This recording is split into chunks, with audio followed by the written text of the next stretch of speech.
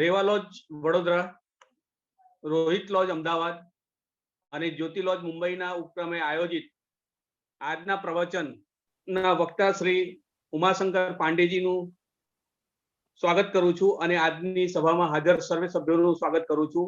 આજનો વિષય છે સત્ય શું છે, તેના પર શ્રી ઉમાશંકર પાંડે પ્રવચન આપશે. તે પહેલા આપણે કેશોરબેનને પ્રાર્થના માટે વિનંતી કરીએ. કેશોરબેન, પ્રાર્થના કરાવશો.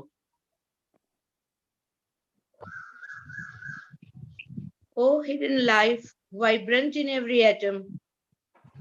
Oh, hidden light, vibrant in every atom. Oh, hidden light, shining in every creature. Oh, hidden light, shining in every creature. Oh, hidden love, embracing all in oneness. Oh, hidden love, embracing all in oneness. May each who feels himself as one with thee May each who feels himself as one with thee know he is also one with every other. No, he is also one with every other. Shanti. Shanti, Shanti, Shanti. Shri ચહલભાઈ Munshi આજની સભાનું સંચાલન કરશે અને શ્રી ઉમાશંકર પાંડેને તેમનું પ્રવચન શરૂ કરવા અને તેમનો ટૂંક પરિચય આપી. તરલભાઈ. धन्यवाद अतुल जी. और पांडे जी का परिचय देना तो ऐसा है कि शायद मैं 10 मिनट तक बोलता रहूं तब भी उनका परिचय संक्षिप्त ही रहेगा. वैसे पांडे जी इंजीनियरिंग के ग्रेजुएट हैं रुड़की विश्वविद्यालय से. उन्होंने इंडियन रेलवेज में अपनी सर्विस की हुई है. बहुत अलग अलग विभिन्न कार्यभार संभाले हैं रेलवे में. और finally way additional director general ministry of railways government of India से वे अपना जो काल है उन्होंने पूरा किया. और थियोसॉफी सोसाइटी की जहाँ तक बात है तो वो यहाँ पर जब भी कुछ बोलते हैं या करते हैं तो मुझे वो इस महात्मा की तरह नजर आते हैं जिनके अंदर ज्ञान तो बहुत है लेकिन ऊपर एकदम शीतलता व्याप्त है और लंबा अनुभव है. और वो उत्तर प्रदेश के फेडरेशन ऑफ थियोसॉफिकल सोसाइटी को 13 साल तक उन्होंने लंबा अपना सेवा का वो दिया है. और सेक्रेटरी है यूपी फेडरेशन के. वे इंस्ट्रूमेंटल रहे बहुत सारी नई लॉज की शुरुआत करने के लिए. वे उन्होंने रिवाइविंग किया है डोरमेंट लॉजेस को. जो लॉजेस कार्य प्रणाली ठीक से नहीं कर पाती उसे वो वापस रिवाइव करते हैं, उसे वापस एक नई जिंदगी देते हैं. प्रेजेंटली वे यूपी और उत्तराखंड फेडरेशन के प्रेसिडेंट हैं, नेशनल लेक्चरर हैं, इंडियन सेक्शन और इंटरनेशनल स्पीकर हैं थियोसॉफिकल सोसाइटी के. तो बस इस संक्षिप्त परिचय के साथ मैं पांडे जी से कहूँगा कि वे आज हमें बताएं कि सत्य क्या है. आइए पांडे जी, आपका स्वागत है. बंधु मुंशी जी बहुत बहुत धन्यवाद. और विनायक पांड्या ज्वाइन किए हैं, मुंबई फेडरेशन के अध्यक्ष हैं. नरेश त्रिवेदी जी गुजरात फेडरेशन के अध्यक्ष हैं. और मोदी जी सेक्रेटरी गुजरात के. और सभी हमारे सम्मानी भाई बंधु जो भी मुंबई फेडरेशन गुजरात फेडरेशन के तीनों लॉजेस से ज्वाइन किए हैं, उन सभी का हार्दिक अभिनंदन है, स्वागत है. मैं सबको अपनी हार्दिक ग्रीटिंग देता हूँ. मैं तरुण मुंशी जी का धन्यवाद देता हूँ. उन्होंने मुझे यह अवसर दिया है आपके साथ इस महत्वपूर्ण विषय पर कुछ विचार शेयर करने के लिए. और उनका जब फोन आया था मेरे पास कुछ दिन पहले तो मैंने ये पहला विषय मेरे मुंह से निकल गया. हमने कहा और 2-3 बताएं, कहता नहीं इसी को अभी करिए और this is very good thing. तो और बाद में कुछ और उनसे बात हुई तो उन्होंने कहा इसका और डिटेल में हम लोग चर्चा करेंगे और 2 सेशन में करेंगे. तो इस तरह से आज ये पहला सेशन है, उसमें मैं कुछ इस विषय का जो कई पहलू हैं उसके कुछ पहलुओं को मैं आज आपके सामने शेयर करूंगा और बाकी जो पहलू रह जाएंगे उसको अगले सत्र में, जिसके लिए हमारे तरुण मुंशी जी तारीख तय करेंगे अपनी सुविधा के अनुसार और हमारी सुविधा के अनुसार. तो इन शब्दों के साथ मैं शुरू करता हूँ विषय पर. मेरी आवाज आ रही है ठीक से? Are you able to listen? Okay, clear आ रही है? क्लियर। हाँ आ रही सर, आ रही है। आई रिक्वेस्ट, अगर कोई आवाज या कोई बस शब्द क्लियर नहीं है तो काइंडली हाथ उठा दें, देन आई विल रिपीट। और मुझे कहा गया कि मैं हिंदी में बोलूं और उसका संक्षिप्त अनुवाद हमारे बंधु शिखर अग्निहोत्री अंग्रेजी में करेंगे, बंधु सेठ जी गुजराती करेंगे। That's very good. तो त्रिभाषी है लेकिन वो समरी होगी, तो दैट इटसेल्फ इज बहुत ही अच्छा इनिशिएटिव है तरमुंशी जी का, और बहुत अच्छा काम कर रहे हैं इस फील्ड में, उनको इसलिए बहुत बहुत बधाई। तो ट्रुथ, व्हाट इज ट्रुथ, सत्य क्या है?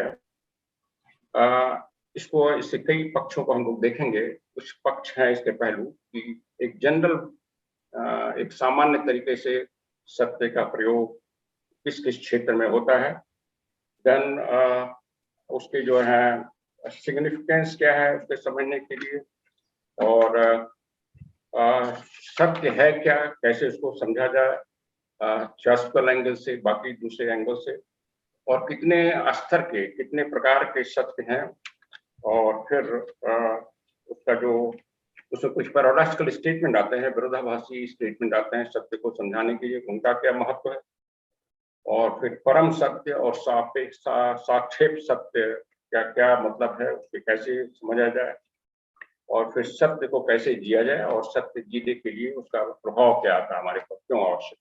इतने पहलू हमने रखे हैं और इसमें से कुछ आपके सामने आज कोशिश करेंगे हम आधा करीब प्रस्तुत करने के लिए।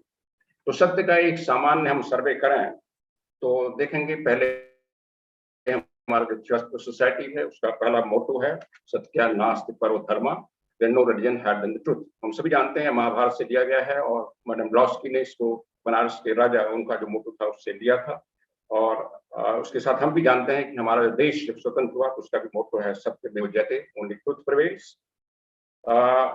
देन इस तरह सत्य जो है, ट्रुथ जो है, जो अष्टांग योग है पतंजलि का, यम जो पहला ही अंग है उसका हिस्सा है, जिसमें कहा गया है अहिंसा सत्य अस्तेय ब्रह्मचार्य परिग्रह।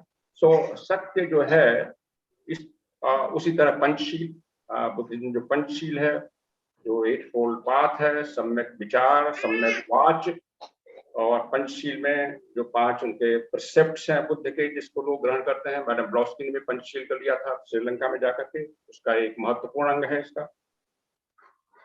और फिर थियोसॉफिकल सोसाइटी में जो महा चौहान का जो पत्र आया, जो सबसे महत्वपूर्ण पत्र है, जिसको चार्टर ऑफ थियोसॉफिकल सोसाइटी कहा गया है, उसमें पर्पस यही था कि हम ट्रुथ के लिए स्थान बनाना चाहते, क्योंकि उस समय जो संसार की अवस्था थी, मानसिक अवस्था, उसके बारे में बड़ा उन्होंने साफ साफ शब्दों में लिखा कि जो मनुष्य है, मानवता है, 2 श्रेणियों में बटी हुई है, जिसकी अवनति हो रही है, डिग्रेडेशन हो रहा है। एक तो अंधविश्वास, धर्म के नाम पर अंधविश्वास लोग डूबे हुए हैं, और दूसरी तरफ ब्रूटल मटेरियलिज्म है, एक कर्कश भौतिकवाद है। इन दोनों के बीच में सत्य के दो कबूतर को पैर रखने का कोई स्थान नहीं। तो सत्य के कबूतर का थका हुआ पैर के रखने का स्थान सत्य के कबूतर एक रूपक है, मैंने सत्य एक पक्षी है जिसको अभी वो यहाँ उसको पैर रखने का स्थान नहीं है पृथ्वी पर। इन दो जो एटीट्यूड है मानवता के, और इसके लिए उसको लाना है, क्योंकि मानवता जो डिग्रेडिंग अवस्था में है उसका डिग्रेडिंग और होगा अगर ये सत्य के लिए स्थान नहीं बनाया जाएगा। तो ये पर्पस उन्होंने दिया, और उन्होंने ये भी कहा कि जो इस समय जो सही धर्म है, सही दर्शन है, उसको मनुष्य के सभी समस्याओं का समाधान देना चाहिए।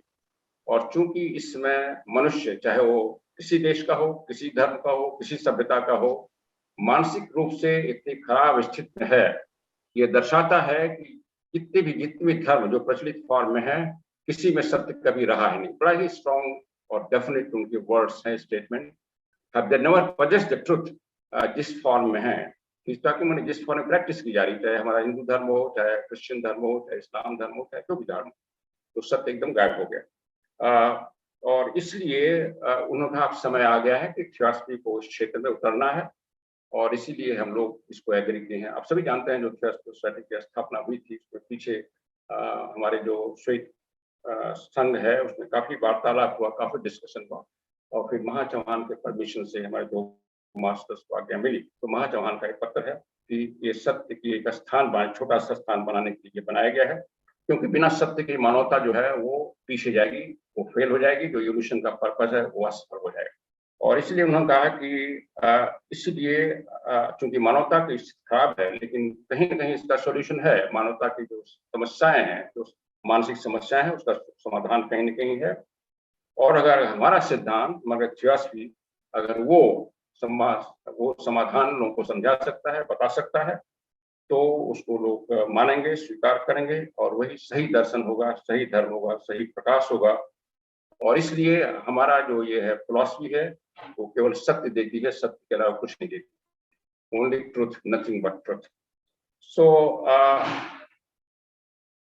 At the feet of master में पहला ही क्वालिफिकेशन विवेक में लाया गया कि हमें विवेक लगाना है, विवेक करना है, डिसर्नमेंट करना है between false and true, between real and unreal. So मूल महत्व ऊर्जा के विवेक में पहला ही क्वालिफिकेशन रखा गया कि बिना विभेद के हुए सत्य और असत्य में हम आगे नहीं बढ़ सकते। महात्मा गांधी ने इसलिए अपने जीवन में सत्य को ही एक मूर्त रूप देने की कोशिश किया। सोशल लाइफ, उनका जो सामाजिक जीवन है, व्यक्तिगत जीवन है, पॉलिटिक्स में भी उन्होंने सत्य और अहिंसा, आप जानते हैं, उसी को उन्होंने आधार बनाया। और सत्य को उनका कि ईश्वर ही सत्य है, सत्य ईश्वर है। अगर सत्य को हम हर एक फील्ड में लाते हैं, not only spiritual, even politics में उन्होंने लाने की कोशिश किया, कुछ हद तक सफल हुए और अभी भी वो आदर्श माने जाते हैं। और इसीलिए सत्य को उन्होंने आधार बनाया कि इसके बिना इवन पॉलिटिक्स भी ठीक नहीं हो सकती। जैसा आज हम देख रहे हैं कितनी गंदी पॉलिटिक्स हो गई है, इसमें झूठ और प्रलाप तमाम चीजें चल रही हैं, और इसलिए मानवता का कल्याण नहीं हो पा रहा। सो ये लाइट ऑफ एशिया में लाया है कि झूठ बोलना मना किया गया है, और जो कर्म का नियम है, अगर हम झूठ बोलते रहे तो हमें वो दुख देगा, और दुख वो कृपा कर रहा है हमारे ऊपर दे करके हमको सिखा रहा है कि झूठ बोलने से बचें। ये लाइट ऑफ एशिया जो एडवेट ऑर्नल की किताब है उसमें लाया गया। हमारे भारत में जो एंशिएंट स्टोरी है राजा हरिश्चंद्र की, आदर्श माने जाते हैं, सत्यव्रत माने जाते हैं। गांधी ने कहा कि उनको जो बचपन में थे, उन्होंने हरिश्चंद्र का नाटक देखा था, उससे उन्होंने इंस्पिरेशन मिला था सत्य को आधार बनाने के जीवन का। हरिश्चंद्र का नाटक हमारी जनरेशन कई लोगों ने देखा, हमने देखा है, और उनको कितना कष्ट सहना पड़ा था एक सत्य प्रति होने के लिए। जिसने भी वो उनकी कहानी पढ़ी होगी, सुनी होगी, उनको आदर्श माना जाता है, सत्य की एक मूर्त रूप माना जाता है, एक आदर्श माना जाता है। अभी भी कुछ लोग जो ज्यादा ईमानदार होता है उससे थोड़ी व्यंग में कहते हैं तुम तो बड़े हरिश्चंद्र हो रहे हो। आपको उसको व्यंग में कहा जाता है, बट इस समय का समाज जो है जिस तरह का है, उसमें थोड़ा सा ऑड हो जाता है वो आदमी, बट फिर भी उसका इम्पोर्टेंस लोग समझते हैं।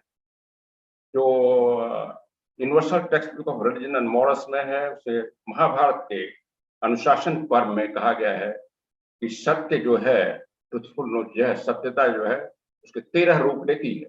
जितने भी गुण हैं उसका आधार सत्य है। ये महाभारत कह रहा है, अनुशासन पर्व वो कह रहा है कि ट्रुथफुलनेस से ही, सत्यव्रत होने से ही आदमी में समत्व आएगा, स्वनियंत्रण आएगा, उसमें दिखावापन नहीं होगा, क्षमा का गुण आ जाएगा, नम्रता का गुण आएगा, धैर्य जाएगा, ईर्ष्या विहीन हो जाएगा, दान दयालुता आएगी, सबके लिए कल्याण की भावना आएगी, और आत्म संवरण, आत्म संयम आएगा, सबके प्रति करुणा, सबके प्रति न्याय की भावना आएगी।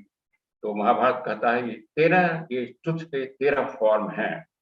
मैंने महाभारत में कहा गया कि ट्रुथ ही बेसिक रूट है, जिससे मनुष्य में जो 13 गुण होने चाहिए एक अच्छे मनुष्य बनने के लिए, उसी से फ्लो करते हैं। और इसलिए शायद महात्मा गांधी के जैसे विचारक सत्य को ही प्राइमरी इंपॉर्टेंट है। जो सत्य होगा वो कंपेशनेट होना चाहिए, अगर वो कंपेशनेट नहीं है तो सत्य है, वो सत्य का पालन नहीं कर रहा है। तो इसी तरह जो ट्रू एंड गुड है, वो कहा गया वो इटर्नल ड्यूटी है, महाभारत कहता है, वही सनातन धर्म है। ट्रू एंड गुड एक ही सिक्के के दो पहलू हैं। जो सत्य होगा वही सही होगा, वही अच्छा होगा, जो अच्छा होगा सत्य। और इसीलिए जो सत्य है वो कभी असफल नहीं होता, और न कभी वो नीचे गिरता है। भले ही एक समय के लिए वो नीचे गिरता हुआ प्रतीत हो, जैसा समय होता है, आज भी हो रहा है, लेकिन फिर उठ के खड़ा होता है। और इसे सत्य में जयते प्रिवेल्स एट द एंड। जैसा हम जानते हैं कलयुग की धारा चल रही है, और उसमें सत्य के लिए थोड़ा सा लगता है कि बड़ा मुश्किल हो रहा है, लेकिन ये सब जो कथन है ये हमें आशा देते हैं कि फाइनली सत्य विल प्रिवेल, इसलिए हमें उस मार्ग को पकड़े रहना है जहां तक हम पकड़ पाए। इसलिए कुरान भी कहता है कि सत्य में कोई घमंड नहीं होना चाहिए, सत्य बिल्कुल साफ होना चाहिए, उसमें कोई बनावटीपन नहीं होना चाहिए, कोई दिखावा नहीं होना चाहिए। जहां दिखावा, बनावटीपन, घमंड आएगा वो सत्य नहीं। तो ये सब जो कोट किया गया है, इसका कि हम ये पर्पस था कि हमारे जो सोसाइटी है, जो धार्मिक शास्त्र है सभी धर्मों के, जो लीडर्स हुए हैं ह्यूमैनिटी के, वो सभी ने सत्य का महत्व समझा। और हमारे डेली लाइफ में भी हम जानते हैं कि भले ही लोग झूठ बोलते हैं, लेकिन अंदर उनके रहता है कि कहीं कहीं सच ठीक है। अपने परिवार में हम किसी भी से, अपने स्पाउस से, अपने बच्चों से हम नहीं चाहेंगे कि हमें झूठ बोलाएं, और अगर हम झूठ बोलते हैं तो भी हमको पसंद नहीं करेंगे। ये सभी का अनुभव है। तो इवन झूठ बोलने वाला व्यक्ति भी ये चाहता है कि उसको लोग झूठ ना बोले, उसको सही बोला है।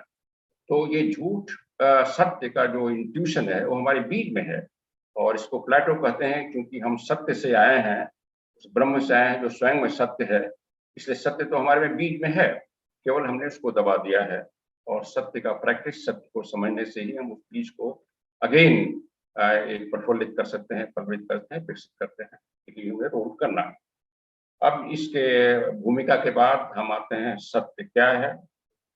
ये बड़ा प्रसिद्ध क्वेश्चन है, हर एक दर्शन में पूछा गया है, और इसका कोई बहुत ही स्पष्ट और एक निश्चित आंसर बहुत कम देखने को मिलता है।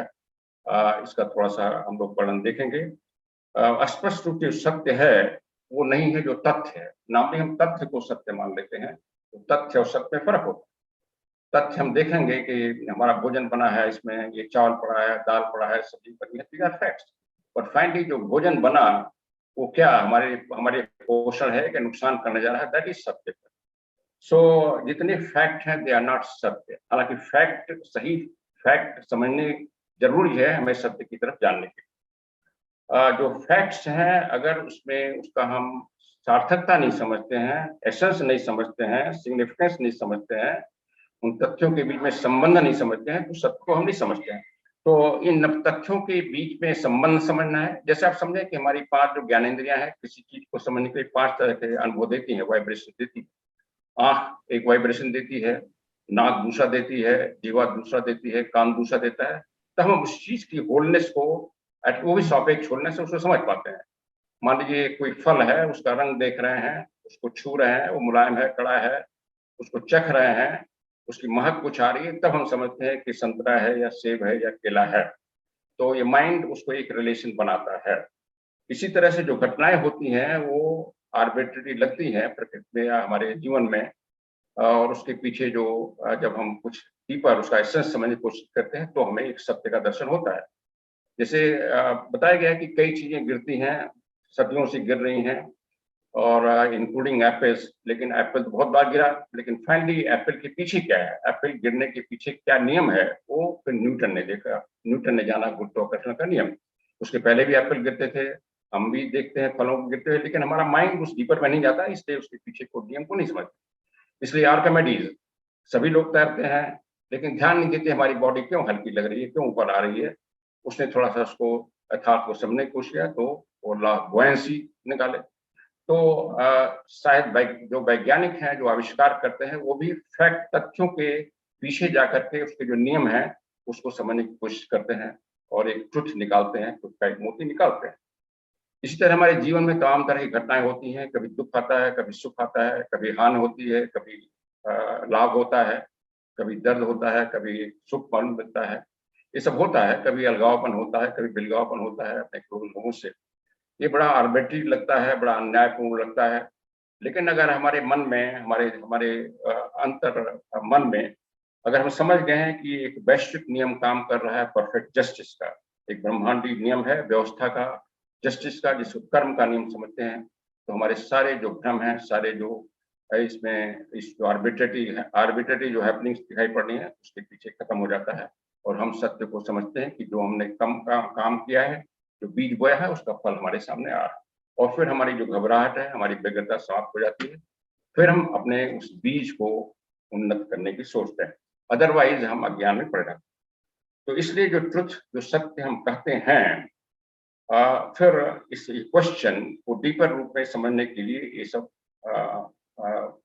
इस तरह से समझने की जरूरत है। अगर किसी चीज के सत्य को समझना है गहराई से, तो उसमें हमें कई चीजें देखनी पड़ती हैं। हर एक चीज में जो होती है उसमें ये देखना है कि केवल इमेजिनेशन नहीं है, हमारी कल्पना नहीं। अक्सर हम लोग अपनी कल्पनाएं, अपने पूर्वाग्रह जो है उसको हम थोपित कर देते हैं किसी फैक्ट पर, किसी सत्य पर, तो वो सत्य नहीं हो सकता। तो पहले हमने अपने इमेजिनेशन को हटाना है, अपने प्रेजुडिसेस को हटाना है, और सत्य को केवल सत्य की ही नजर से देखना है। बेयर जिसको सत्य कहा गया, जिसको नग्न सत्य कहा गया, बेयर सत्य बाइबल में कहते हैं, बेयर ट्रुथ, को देखना है। अगर कुछ चीज केवल इमेजिन की जाती है तो केवल धारणा बनती है, माइंड का प्रोजेक्शन बनता है, वो सत्य नहीं होता। वो एक तरह से माया होती है, हेलुसिनेशन होता है, या स्वप्न हो सकता है। ये सभी चीजें जो हैं, जो दुनिया में सभी चीजें हैं, सभी प्राणी हैं, जो भी मैनिफेस्टेड संसार है, उसमें हर एक चीज में 4 सामान्य कैटेगरी में उसका एक एट्रीब्यूट्स होते हैं, गुण होते हैं। पहला है पदार्थ है, सभी जानते हैं, सभी चीजें पदार्थ से बनी हैं। हमारी बॉडी, संसार, तारे, जो हम कंप्यूटर इस्तेमाल कर रहे हैं, सभी पदार्थ से बने हैं। फिर उस पदार्थ के अंदर फोर्सेस काम कर रहे हैं। हम जानते हैं कि पदार्थ भी मॉलिक्यूल, एटम से बने हैं। एटम्स में इलेक्ट्रॉन, प्रोटॉन हैं, वो एक फोर्सेस हैं, एनर्जी हैं। तो इस एनर्जी से, फोर्स से वो पदार्थ बना हुआ है। फिर बाहर के फोर्सेस काम कर रहे हैं, जैसे हम बोल रहे हैं कंप्यूटर के सामने, आप सुन रहे हैं, तो एक एनर्जी हम भेज रहे हैं, वो उससे प्रेशर हो रहा है, या किसी चीज को छू रहे हैं, पकड़ रहे हैं, फोर्स लगा रहे हैं, तो एक काम कर पा रहे हैं। तो ये हर एक चीज के साथ होगा। और फिर उसमें जो सत्य को समझने के लिए जो बाहरी चीजें हैं, जो मूर्तमान चीजें हैं, जो ऑब्जेक्टिव चीजें हैं, उसमें हमें इन तथ्यों को सामना करना पड़ता है, जिसमें हमारा कोई इमेजिनेशन नहीं हो, कोई प्रोजेक्शन नहीं हो माइंड का। इवन सांसारिक चीजों को का सत्य भी समझने के लिए जो वस्तुनिष्ठता है, ऑब्जेक्टिविटी है, उसके लिए माइंड को प्रिसाइज होना पड़ेगा, ठीक ठाक होना पड़ेगा, सही होना पड़ेगा। अक्सर हमारा माइंड जो है स्कैटर्ड रहता है, फोकस नहीं रहता है, और इसलिए जो वन पॉइंटेडनेस का इम्पोर्टेंस है इवन सांसारिक चीजों को समझने के लिए, प्रिसाइज होने के लिए, एक्यूरेट, लॉजिकल, तर्क संगत। अक्सर हम भावनाओं में बह जाते हैं सांसारिक चीजों के लिए समझने में भी, खास तौर से धार्मिक विश्वासों में। इवन धार्मिक चीजों को भी समझने के लिए हमें जो रिलीजियस चीजें हैं उनको समझने के लिए तार्किक होना पड़ेगा, लॉजिक होना पड़ेगा। और इसीलिए at the feet of master में कहा जाता है कि आपकी प्रथा कुछ भी करी हो, आपके शास्त्र कुछ भी कहे हों, आपके पंडित पुजारी कुछ भी कह रहे हो, आपको तर्क संगत से देखना है हर एक चीज को, हर एक कथन को। वो आज के लिए उपयोगी है, सही है कि नहीं है। अगर नहीं तो छोड़ना है, भले ही हजारों साल से है, शास्त्रों में है। तो लॉजिक 20 मिनट इज ओवर। नहीं, 5 मिनट बचे हैं sir. Okay, right. Thank you sir. इन सब ये हमारे जो वस्तुनिष्ठ चीजें हैं उसको समझने की जरूरी है। वैज्ञानिक दृष्टिकोण होना चाहिए सांसारिक चीजों की। फिर इसके अलावा हम देखते हैं कि हर एक चीज में कॉन्शियसनेस है, एक इंटेलिजेंस है, और कॉन्शियसनेस के बियॉन्ड भी, और कॉन्शियसनेस के साथ लाइफ जुड़ी है हर एक चीज में। जैसे हम जानते हैं नथिंग इज डेड, तो हर एक चीज में कॉन्शियसनेस, लाइफ है। और फिर उसके बियॉन्ड एक चीज है जिसको हम स्पिरिट कर रहे हैं, आत्मा कहते हैं, आत्म तत्व कहते हैं। ये जब हम स्पिरिचुअलिटी में आते हैं, डीपर चीजों को समझ देखते हैं कि 4 आयाम हो जाते हैं। एक आउटर चीज हो जाती है, एक फोर्स हो जाता है, और फिर कॉन्शियसनेस हो जाती है, और फिर ये जो है स्पिरिट हो जाती है। तो सही चीजों की सही सत्यता समझने के लिए ये 4 फैक्टर जरूरी हो जाते हैं। और इसीलिए जो मेडिटेशन स्टडी का रखा गया है प्राविधान, वो हमारी क्षमताओं को बढ़ाने की, हम चीजों को समझ। तो इसके साथ मैं, क्योंकि हमें बताया गया 20 मिनट हो गया है, बस एक दो और चीज करके हम खत्म करेंगे, और जिससे हमारे जो बंधु इंग्लिश में और गुजरात में ट्रांसलेशन समरी करना चाहें वो करें। कॉन्शियसनेस जो है ट्रुथ को कंप्लीटली आलिंगित करता है, चेतना। और हमारी चेतना का गुण है कि उसको हम अगर अंदर की ओर लेते हैं तो हमें जो आंतरिक सत्य है उसके दर्शन की ओर ले जाता है, और बाहर देखते हैं तो बाहरी दुनिया का जो सत्यता की ओर ले जाता है। और कॉन्शियसनेस हमारे में अंदर क्षमता है, हम उस चेतना को किस स्तर तक, ऊंचाई तक, या किस डेप्थ तक ले जा सकें। और किस विड्थ तक फैला सकें। जितना हम फैला सकेंगे कि अपनी क्षमता विकसित कर लेंगे, डेप्थ या हाइट या ब्रेड्थ की, उतने हम सत्य को समझ पाएंगे ठीक से, चाहे वो वस्तुनिष्ठ संसार का सत्य हो, चाहे आत्मनिष्ठ संसार का सत्य हो, वेदर ऑब्जेक्टिव वर्ल्ड और सब्जेक्टिव वर्ल्ड। और इसलिए जो फिलॉसफी है वो जो ट्रुथ का है, सत्य का एसेंस का विज्ञान है, उसका नॉलेज है, उसका फिलॉसफी है, वो और इसमें हार्ट और माइंड दोनों लगाना पड़ता है इस सत्य को समझने के लिए। ब्लॉक्सी कहते हैं कि ट्रुथ है वो प्रकृति का वॉइस है, प्रकृति का वॉच है, और सत्य जो है वो हमें मॉनिटर कर रहा है। स्वयं सत्य जो हमारे है, हमारा हमें देख रहा है, हमारा नजर रखा हुआ है कितना हम कैसे सत्य का तरफ जा रहे हैं। सत्य के बिना कुछ नहीं है, वो स्टार से आता है, गोल्डन सन जो हर जगह हवा चल रही है, वो सत्य का ही बखान करिए। किसी पोएट विम थॉमसन बेकन कर रहे हैं। मैंने पूरा जो मैनिफेस्ट संसार है वो सत्य पर आधारित है, सत्य द्वारा संचालित है, और इसलिए हमें सत्य को देखने का प्रयत्न करना चाहिए। Thank you. Thank you. ये पहला पार्ट 20 मिनट का हम यहाँ क्लोज करते हैं, और अब आप इंग्लिश या गुजराती में इसका जो समरी है आप बता सकते हैं। Good evening, everyone, to this session of What is Truth by Brother U.S. Pandeyji. Although I have to say in English, but I would like to start with Sanskrit. That Ritam Satyam Param Brahma Purusham Krishna Pingalam Urdharetam Virupaksham Vishwarupaya Namah. तो जैसे कि अभी शिखर जी ने संस्कृत में शुरू किया, तो शिखर जी जब कुछ भी पढ़ते हैं या प्रवचन देते हैं तो सुनने में ऐसा लगता है कि हम राम को सुन रहे हैं और सुनते जाएं। जब वो प्रज्ञा लॉज पे किसी को आमंत्रित करते हैं प्रवचन देने के लिए, तो वो छोटे भाई लक्ष्मण बन जाते हैं, और बाकी सब लोगों के लिए वो एक ऐसे शिक्षक दोस्त हैं जिनसे आप दोस्ती की भी बातें कर सकते हैं और शिक्षा भी प्राप्त कर सकते हैं। ऐसा शिक्षा उन्होंने bachelor of science nautical science में की, तो जाहिर है 10 साल तक वे मर्चेंट नेवी में रहकर सागर की गहराई को नापते रहे हिचकोले लेकर। लेकिन अचानक उन्हें कुछ ऐसा हिचकोला महसूस हुआ कि उन्होंने इस सागर यात्रा को छोड़कर अपने इनर जर्नी को ढूंढने की या उसको तलाशने की यात्रा शुरू कर दी। तो शिखर जी अभी उसी यात्रा पर हैं और उसका फायदा हमें ज़रूर होता है। 2008 में उन्होंने थियोसॉफिकल सोसाइटी ज्वाइन की, लेकिन मेरे ख्याल से वसुमती जी जो उनकी माताश्री हैं उनके द्वारा तो उन्हें जन्मजात ही ये चीज़ जो थियोसॉफी है वो उनके ब्लड में मिली होगी। वे नेशनल लेक्चरर हैं इंडियन सेक्शन के थियोसॉफिकल सोसाइटी के, और प्रज्ञा स्टूडियो चलाते हैं एक यूट्यूब का जो बहुत बहुत बहुत अच्छा काम कर रहा है, और एक से एक ज्ञानवर्धक वीडियोस उस पर हैं। और अभी वे सब कुछ छोड़कर इंटरनेशनल हेडक्वार्टर जो अड्यार में है चेन्नई में, वहाँ पर थियोसॉफी की सेवा कर रहे हैं, और हमें भी उस अमृत का अनुभव करा है। शिखर जी आपका आमंत्रण है, आइए आमंत्रित। Thank you, Brother Taralji, friend and host for this session, for the introduction. And without wasting any more time, I'll come back to the translation. And I will repeat once again with which the thought in the end, Brother Pandeyji said that HPB has shared that truth is the voice of nature. That's why that mantra is said, Ritam Satyam Param Brahma Purusham Krishna Pingalam Urdhretam Virupaksham Vishwarupaya Venma. So for this session, Brother Pandey ji has been trying to cover a lot of things. In this session, we'll just have a glimpse of the preface from which all scriptures have given the importance of truth, and a little bit of what is the truth and what is fact, the difference in between, and what are the obstacles in that, and how can we try to live them.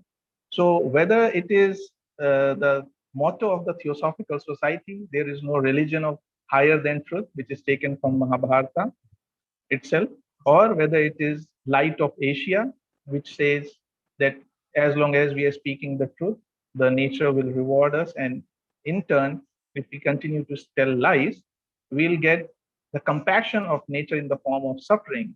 Whether it is Ashtanga Yoga of Patanjali, where in Yama, truth is one of the factors. In Buddhism, 5 precepts of Buddhism. Satya, the truth, is one of the precepts.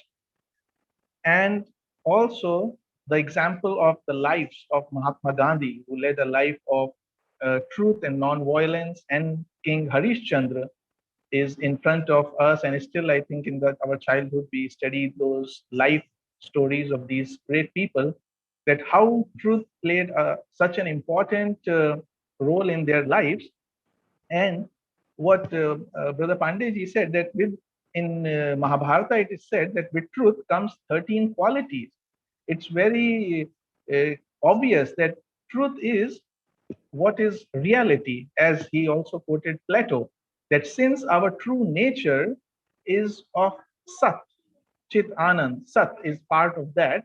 So obviously, when we come closer to our nature, all these qualities begins to develop, which includes forgiveness, self-confidence, equanimity, and peacefulness, justice, love, no hypocrisy, because now there is no barrier in what is happening and what we are doing. So that is why in At the Feet of the Master also, he has quoted about the difference between true and false, the discernment or the viveka, the discrimination we have to use between true and false, in between so many things. And he quoted Maha Chauhan's letter also, that how in between the degrading superstition and brutal materialism, the white dove of truth has no place to keep its weary feet. So that's happening actually in our life all the time. We have to allow that white dove of truth to be always in our hearts and mind, which Brother U.S. Pandeyji said, that heart and mind, which is the essence of theosophy, we have to apply this truth in our life.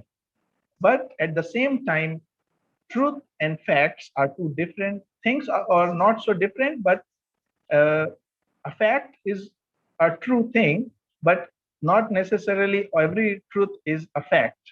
Because in our day-to-day life, we see many events happening, many facts happening, as he gave some of the examples. But truth is how we observe them with awareness and find out a correlation in between those events or facts, and extract for us a fundamental principle working behind them. That is the truth. Because just like we can say, people leave this physical body, or we say it is death. But actually, if we go and study all the laws of nature, death is not true, because the life is changing from one form to another. In fact, there is no death of life, only the change of forms. And also what he says, that how to perceive the truth in the end, we should be able to see the things as they are, without any glasses or veil of our emotions, of our imaginations, of our prejudices or conditionings. If we are able to see any event or fact without any of these things, then only we are able to find or grasp the hidden principle, true principle behind them. Because there are different forces working. We have matter, we have energy, and we have forces, external forces working behind them. So that's why it is very important for us to view the things as they are, which is the teaching of the whole life teaching of J. Krishnamurti. And in the end, truth is not only telling the truth or not telling a lie, but truth is also not telling exaggerated things. We have to be as precise as the thing is, without any either exaggeration, just like when somebody is saying about a weather or about other person, we tend to exaggerate. Or if we are underestimate or we say something less than what it is. So both are the forms of untruth. So we have to be precise, we have to be objective and logical. And to understand the truth, really, we have to have our consciousness expanded. The more expanded our consciousness is, the more easier it is for us to perceive the truth, like putting ourselves in the other person's shoes. If we are able to have unity, feel unity with the other person or situation, truth will reveal itself to us. Thank you, sir. Thank you, Shikhar ji, and I welcome Harshvardhan ji. Before आप अपना व्यक्तित्व शुरू करें, मैं आपका भी परिचय देना चाहूँगा. हर्षवर्धन जी इज इंग्लिश एंड हिंदी में वो बीए हैं. एमए उन्होंने एंटायरली इंग्लिश में किया है और बीएड किया है इंग्लिश और ज्योग्राफी में.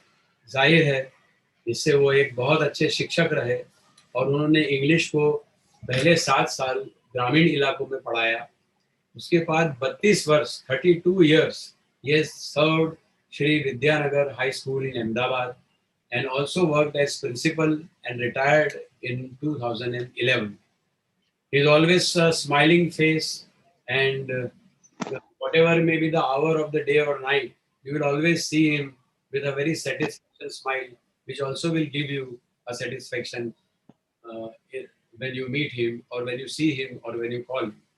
उनकी थियोसॉफी एक्टिविटीज में उन्होंने अहमदाबाद लॉज से 1972 से कार्य शुरू किया. एक सेक्रेटरी की तरह उन्होंने 76 से 80 तक काम किया. 1986 में उन्होंने रोहित लॉज ज्वाइन की और प्रेसिडेंट ऑफ रोहित लॉज रहे 25 वर्ष तक. और इसी दौरान उन्होंने बीच में ब्रेक लेते हुए काफ़ी सारे काम किए. उन्होंने एक कॉमन मेंबर की तरह भी सर्व किया, आज भी कर रहे हैं. और वो अभी एडिटर हैं थियोसॉफी ज्योति के पिछले 6 साल से. वाइस प्रेसिडेंट ऑफ जीटी थे वो 3 साल 2011 तक. मैं उन्हें वेलकम करता हूं और उनसे आग्रह करता हूं कि वे गुजराती में संक्षिप्त में 5 मिनट में अपना व्यक्तित्व शुरू करें. नमस्कार. अपना वच्चे उमाशंकरजी पांडे ने नतमस्तक छूं અને જેટલા આજે આપણા 53 જેટલા મિત્રો વડીલો અને આપણા બંધુઓ જે સાંભળી રહ્યા છે બધાને હું નમસ્કાર કરું છું. સત્ય શું છે? ઉમાશંકરજીએ બહુ જ સરસ રીતે આપણને પહેલા તો થિયોસોફિકલ સોસાયટીનો જે સિદ્ધાંત છે મોટો, there is no religion higher than truth, એની બહુ સરસ વાત કરી. કારણ કે થિયોસોફિકલ સોસાયટીએ સત્યનું જ પ્રતિપાદન કરવાની હંમેશા કોશિશ કરી છે. આપણે જાણીએ છીએ કે બુદ્ધ ધર્મના પંચશીલના સિદ્ધાંતોની અંદર સત્યનું મહત્વ એ વિશેષ રહેલું છે. સત્યને એક કબૂતર પક્ષી જેમ હોય એ રીતે એને જોવામાં આવે છે અને મનુષ્ય જગત એ બે રીતે વહેંચાઈ ગયું છે કે જ્યાં એવું લાગે છે કે સત્યને ક્યાંય એ કબૂતર જે પક્ષી છે એને ક્યાંય પોતાનું સ્થાન નથી રહ્યું. એટલે પતન એટલું બધું થઈ ગયું છે કે જેને કારણે સત્ય શોધવા માટેનો આપણે પ્રયાસ કરવો પડે છે. કોઈ પણ ધર્મની જે વાત છે એ સત્યના અનુમોદનમાં જ હોઈ શકે. મહાચૌહાણનો પત્રનો આધાર ટાંકીને એમણે ખાસ જણાવ્યું ઉમાશંકરજીએ કે આપણી ઉન્નતિ જે છે સત્યના શિખરે પહોંચવા સિવાય થઈ શકશે જ નહીં. ગુરુચરણેનો પણ એમણે ખાસ એવા સરસ રીતે અંદાજમાં આપણને ખ્યાલ આપ્યો કે જેમાં વિવેક ઉપર ખાસ ભાર મૂક્યો. કારણ કે વિવેક બુદ્ધિ જે છે, વિવેક શક્તિ છે એ આપણને સત્યના દર્શન કરવામાં ખૂબ જ અનુકૂળ બને છે. મહાત્મા ગાંધીજીને પણ સત્ય અને અહિંસાના જે ખાસ 2 શસ્ત્રો એમણે આપણને બતાવ્યા અને રાજનીતિમાં પણ સત્યનું આચરણ કરવાની જે એમણે વાત કરી તે પણ સત્ય શોધન માટે ખૂબ જરૂરી બને છે. એડવિન આર્નોલ્ડનું પુસ્તક લાઇટ ઓફ એશિયા એનો પણ ઉલ્લેખ કરતા એમણે ખાસ સત્યના જ દર્શન તરફ લઈ જતી આખી બુદ્ધની જે ચરિત્રની વાર્તા છે એની વાત એમણે જણાવી. ખાસો રાજા હરિશ્ચંદ્રની વાત એમણે બહુ સરસ રીતે કરી, ખૂબ રસપૂર્વક. હરિશ્ચંદ્રને સત્યના માર્ગે ચાલવામાં કેટલી બધી મુશ્કેલીઓ નડી, કેટલી બધી તકલીફો ઊભી થઈ. ગાંધીજીએ નાટક જોયું ત્યારે એમના જીવનમાં પણ એ અસરો આવી અને એ જીવન એમનું બદલાયું. મહાભારતના અનુશાસન પર્વમાં સત્યના 13 સ્વરૂપો જણાવ્યા છે. ઉમાશંકરજી આ 13 સ્વરૂપોને બહુ જ સરળતાથી આપણને હિન્દીમાં સમજાવ્યા, જેમાં ક્ષમા, નમ્રતા, દાન, દયા, કલ્યાણની ભાવના, આત્મસંયમ, કરુણા આ વગેરે ગુણો સત્યને કારણે ખીલે છે. અને એ જ રીતે સત્ય જ સનાતન ધર્મ બને છે. તો સનાતન ધર્મની વ્યાખ્યા તો સીધી સામે આવી જ ગઈ. સત્ય ક્યારે નિષ્ફળ જતું નથી, તેનું પતન થતું નથી. આ વિધાન ઉમાશંકરજીના પ્રવચનમાં એટલું બધું ઉજાગર થયું છે. એમણે કળિયુગની વાત, સમયની સાથે વહેતી વાત, સત્યના કથનો શું કરે છે, આપણને આશા જન્માવે છે. કુરાનમાં પણ સત્ય વિશે જણાવ્યું છે. કુરાનમાં પણ બનાવટીપણું અને દેખાડો ત્યાગવો જોઈએ એ વાત એમણે જણાવી. પ્લેટોની વાતને પણ એમણે સમર્થન આપતા અને એને પોતાના પ્રવચનમાં એમણે સાંકળતા ખાસ કહ્યું કે બ્રહ્મ એટલે જ સત્યમાંથી જે આપણે આવ્યા છીએ તેનું એમાં દર્શન છે. બે ફરક બતાવે છે, તથ્ય અને સત્ય. ભોજન જોઈએ છે તો એના તથ્ય વિશે જાણવીએ છીએ, પણ આ સત્ય વિશે જાણતા નથી. એટલે ઘણી વાર જે ભોજન છે એ આપણને પાચક રસ, આપણને જીવન નિર્વાહમાં અને આપણા પોતાના તંદુરસ્તી જાળવવામાં ભોજન ઉપયોગી છે, એ સત્યનું દર્શન થવું જોઈએ. ખરેખર તો સત્ય તે છે. એમણે 5 જ્ઞાનેન્દ્રિયો જે આપણને સંદેશાઓ આપે છે અને જે મન સાથે સંબંધ ઉભો કરે છે, એની પાછળ સત્યને જોવાની વાત કરી. સફરજન વારંવાર પડતું હતું, પણ ન્યૂટનને જ ખ્યાલ આવ્યો સત્ય કે આ વારંવાર પડીને નીચે આવે છે, એ આડું જતું નથી. તો ન્યૂટન જેવી વૈજ્ઞાનિક રીતે જે અભ્યાસ કરી રહ્યા છે એ લોકો તથ્યોની પાછળના સત્યને શોધવાની કોશિશ કરે છે. એમ ઉમાશંકરજીએ કર્મના નિયમને પણ ટાંક્યો. એટલે ઘણીવાર દુઃખ અને શોકમાંથી મુક્ત થવા માટે કર્મનો નિયમ અને એની સમજણ ખૂબ જરૂરી છે. કોઈ પણ વસ્તુને બારીકાઈથી અને ઊંડાણથી આપણે તપાસવું જ પડશે. એટલે કલ્પનાઓથી દૂર રહેવું પડશે, ભ્રામક વિચારોથી દૂર રહેવું પડશે, મને ઉત્પન્ન કરેલા જે સંયોગો છે એનાથી પણ આપણે દૂર રહેવું પડશે. એ વાત એમણે ખાસ આપણને પ્રતીતિ કરાવી છે. અને જે ફેરફાર ઉભો થશે એ આપણને સત્યનું દર્શન કરાવશે. જે ચીજો આપણે જોઈએ છે એમાં ચીજોમાં શું હોય છે? પદાર્થ, જેમાં બળ હોય છે, ફોર્સ, બહારની શક્તિ હોય છે, અને એ મૂર્તમંત શક્તિઓના તથ્યોનો આપણે સામનો કરવો પડે છે. આ માટે મનને વ્યવસ્થિત કરવું પડશે, કારણ કે દરેક ચીજમાં ચેતન છે, પ્રકાશ છે, શક્તિ છે અને એની પાર આત્મા છે. તો આ માટે આપણે અભ્યાસ, ધ્યાન વગેરે કરવાથી ક્ષમતાઓનો વિકાસ આપણે કરી શકીશું. અંતમાં ચેતનાનો ગુણ એ આંતરિક સત્યનું દર્શન કરાવે છે. ચેતનાનો આવિર્ભાવ, તેનો જેટલો વિકાસ આપણે કરીએ, જેટલો વિસ્તૃત કરીએ, એટલા ચેતનાના આવિર્ભાવમાં આપણે સત્યના દર્શનને કરી શકીશું. इति अस्तु इति शिव. धन्यवाद बंधु शिखर जी और बंधु सेठ जी, आपने बहुत अच्छा समरी प्रस्तुत किया अंग्रेजी गुजराती में. अब मैं आगे बढ़ूं, इफ यू परमिट. जी सर जी, पढ़ेगी प्लीज. ओके, अब हम इस पहलू को लेते हैं, टाइप्स और levels of truth. We must know secret doctrine volume 1 जो स्टैंजा 1 है, जो कॉस्मिक नाइट की बात करता है, वैश्विक रात्रि, ब्रह्मांडीय रात्रि, उसमें कई श्लोक हैं, 9 श्लोक हैं. उसमें 6वां श्लोक कहता है, The 7 sublime lords and the 7 truths had ceased to be. जो 7 सूक्ष्म देव हैं, लॉर्ड हैं इस जगत के, और 7 जो सत्य हैं वो उनका अस्तित्व बंद हो गया है वैश्विक रात में, जब महाप्रलय है. तो 7 इसमें सत्य क्या बात की जा रही है? 7 सत्य बता रहे हैं. 7 जो सबलाइम लॉर्ड्स हैं वो 7 क्रिएटिव पावर्स हैं, और 7 जो सत्य की बात की जा रही है, जो मैनिफेस्ट संसार होता है मनवंतर में जब होता है, तो आपने पढ़ा है कि 7 लेवल के कॉन्शियसनेस, 7 लेवल के मैटर प्लेन बनते हैं, और फिर जब महा मनवंतर डिजॉल्व होता है, फिर ये डिजॉल्व हो जाते हैं. लेकिन उसका मैट्रिक्स, उसका खाका, उसका नक्शा बना रहता है 7. So these are the great truths, 7 levels of the consciousness or the great truth. वो महाप्रलय में बने रहेंगे, महामनवंतर में रहेंगे. बट महाप्रलय महामनवंतर में दे और उनको कहा गया they cease to exist. उनको वो दिखाई नहीं पड़ेंगे, वो अनुभव नहीं कर पाएंगे।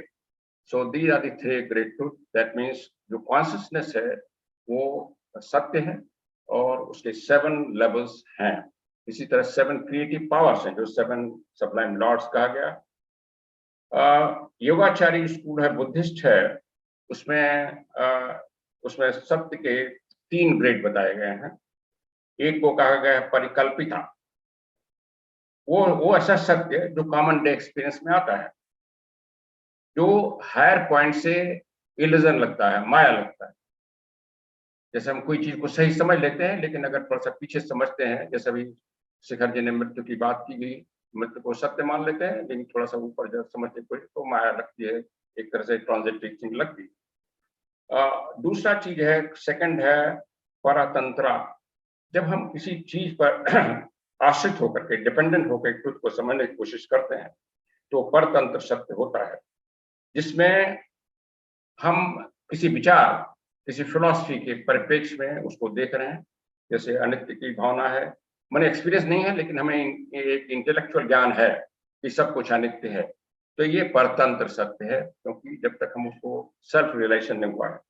और तीसरा है परिनिष्पन्ना, जो हमें सेल्फ रियलाइजेशन होता है वो सही है, बिना किसी शास्त्रों के ज्ञान के, बिना किसी और बाहरी शोध के, तब वो परिसपन्ना ट्रुथ पे जाते हैं। इस तरह के 3 ट्रुथ उन्होंने बताए।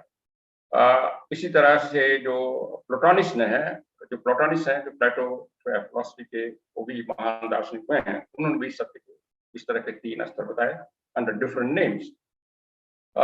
जो माध्यमिक का फिलॉसफी है उनकी, बुद्धिज्म की, उसमें 2 कैटेगरी सत्य बनाया गया, समृद्ध सत्य और परमार्थ सत्य। समृद्ध सत्य माने सापेक्ष सत्य, रिलेटिव सत्य। जैसे हम कहते हैं कि सूर्य उगता है, सूर्योदय होता है, सूर्यास्त होता है, ये रिलेटिव ट्रुथ।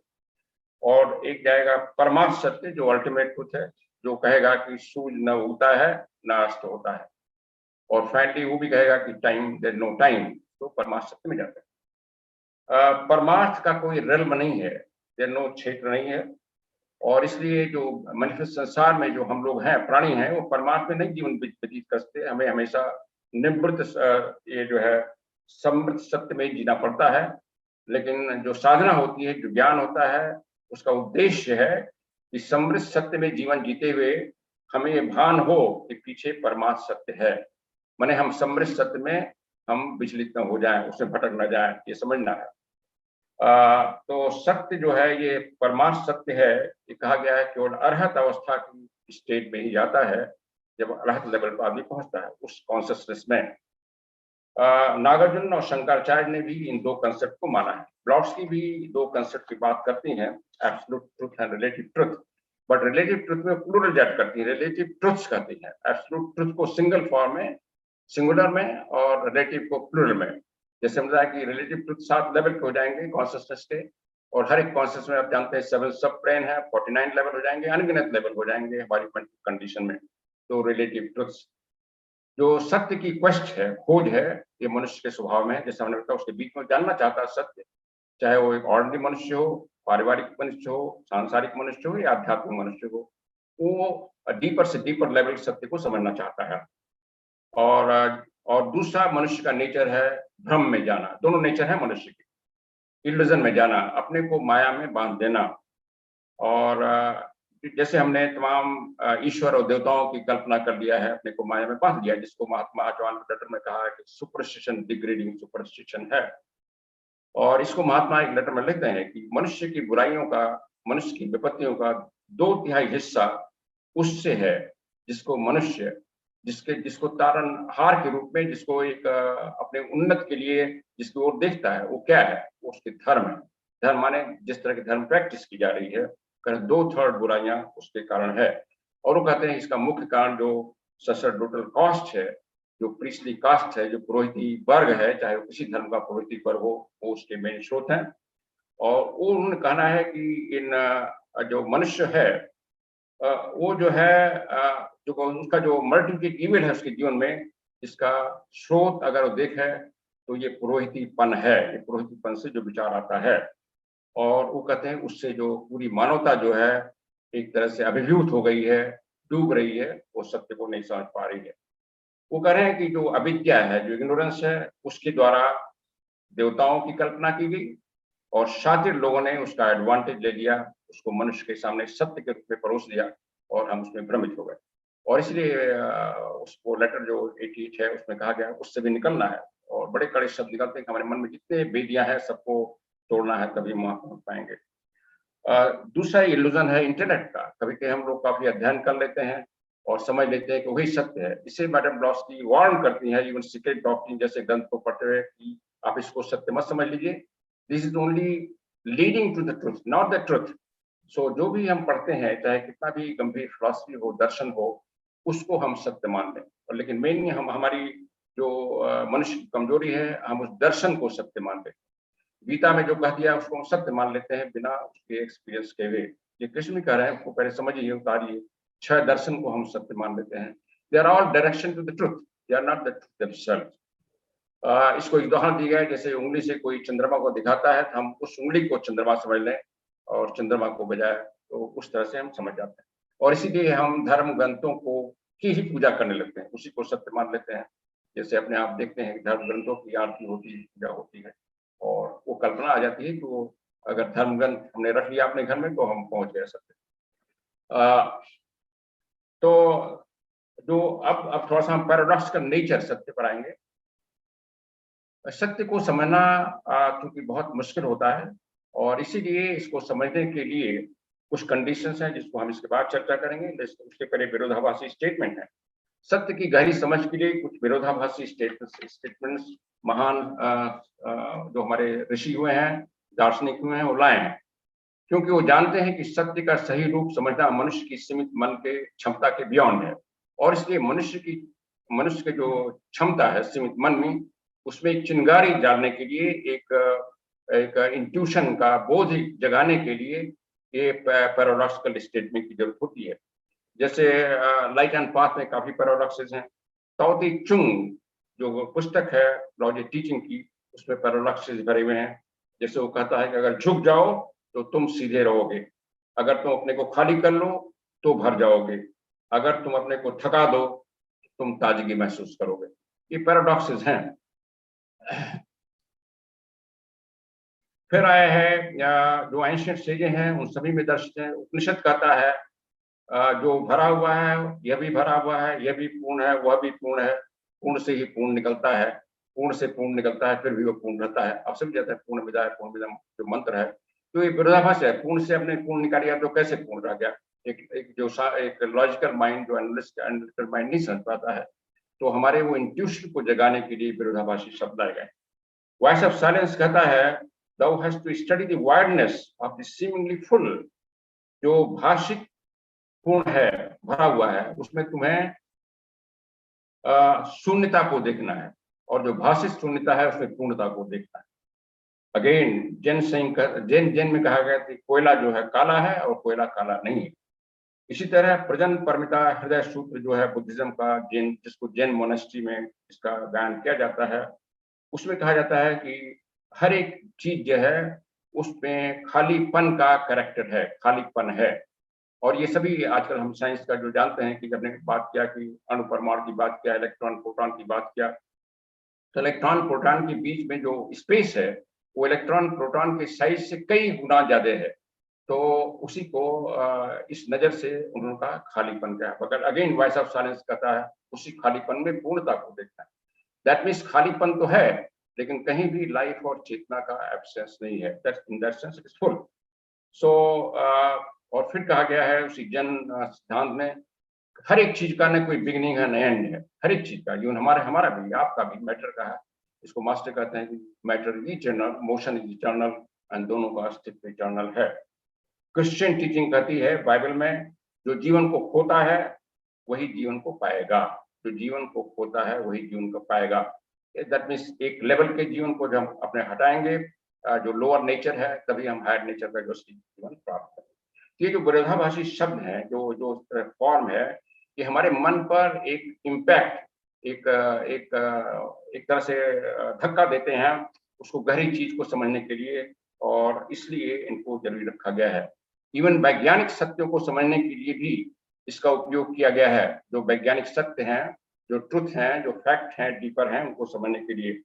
इसमें एक टॉ ऑफ फिजिक्स है जिसको फ्रिडरिक कैपरा ने लिखा है, उन्होंने आइंस्टीन को कोट किया है कि आइंस्टीन कहते हैं कि as far as the laws of mathematics refer to reality they are not certain. जहां तक जो गणित के नियम हैं वास्तविकता को बताते हैं वो निश्चित नहीं है, और जहां तक वो निश्चित है वहां तक वो वास्तविकता नहीं। अगेन समझाने के लिए कि कोई मैथमेटिक्स जो है उसके जो नियम है, जो हाइपोथेसिस है, जो रूल है, they are not absolute reality, they are again relative reality. जो संस्कृत वर्ड सत्य है वो उस परम सत्य का एक और इशारा करता है। सत्य और तत्व दोनों समानार्थी शब्द हैं। जब हम तत्व को समझते हैं तभी सत्य, किसी चीज को तत्व को समझने करते हैं तभी सत्य की हम थोड़ी सी झलक पाते हैं।